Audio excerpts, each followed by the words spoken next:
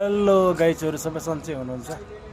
तपाईँले पछाडि देख्नुभयो यो कालो कालो तपाईँलाई के जस्तो लाग्छ? यो बाख्राको मल जस्तो लाग्छ होइन, तर यो बाख्राको मल होइन।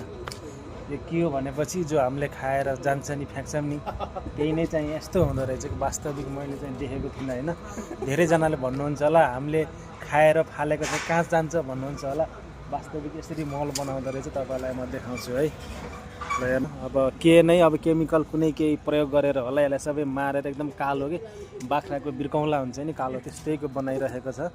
यस्तो सुकिरहेको छ कि यो सबै यो मान्छेकै मल हो, यो कुनै वस्तुहरूको होइन। हेर्नुहोस्, तपाईँहरूलाई आज म यहाँ प्रत्यक्ष रूपमा देखाइरहेको छु। र हाम्रो यहाँ अनिस बोरो पनि हुनुहुन्छ। के छ अनिस बोरो, ठिक छ नि? एकदम ठिक छ। के पछाडि यो कालो कालो छ त्यो के यसो आएको छैन? स्माइल आएको छैन? केमिकल हालेर यसको बास यति मारिसकेको छ, बस मारेर हो। त्यो त्यति स्माइल आएन होइन, स्माइल त छैन। नत्र यो आलो भएको भए यहाँ कस्तो हुन्थ्यो होला होइन, बबल्लै हुन्थ्यो है। आलु हुइदियो त यहाँ त कस्तो यस्तो कालो बनाएको यार, कोइला जस्तो पुरै यो मरेको कि यस्तो यार पुरै। यसरी चाहिँ यो भनौँ न हामीले फालेको मललाई चाहिँ यसरी चाहिँ सदुपयोग गर्दो रहेछ। अब यो मलको रूपमा अब गर्ने भयो। हामी चाहिँ यतिखेर चाहिँ नन्दी हिलको नजिकै छौँ होइन।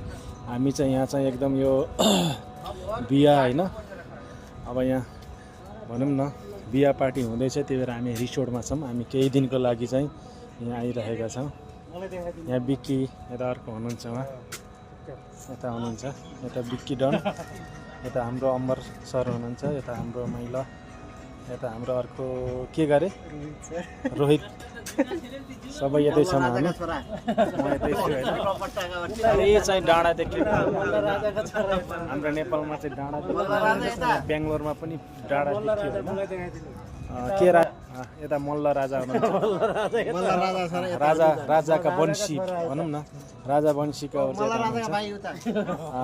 यो पारी डाँडा पनि देखिरहेको छ। है डाँडा, यस्तो डाँडा छ यहाँ। नन्दी हिल चाहिँ यो साइड पर्दो रहेछ। यहाँ किन देखेको छैन भने चाहिँ यता एउटा ऊ छ, बिल्डिङले गर्दा चाहिँ देखेको छैन है।